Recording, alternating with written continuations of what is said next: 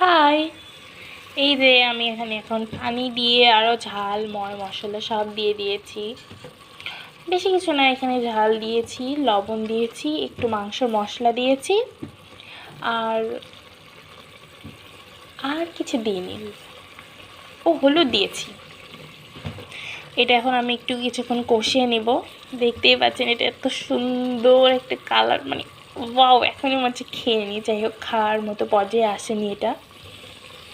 আসলে আমি খুব একটা ভালো রান্না পারি না তো, আর মেসে আমাকে এগুলো করে খেতে হয়, সো নিজের রান্নার প্রশংসা নিজেকেই করতে হয়। যাই হোক, কিছুক্ষণ পর এটা যখন কষানো হয়ে যাবে তখন আমি এখানে মাংসগুলো ছেড়ে এটা আর একটু কষিয়ে নিব মাংসগুলোর সাথে এই মশলাগুলা। তারপর আমি এখানে পানি দিয়ে রান্নাটা কমপ্লিট করে ফেলবো। Bye bye.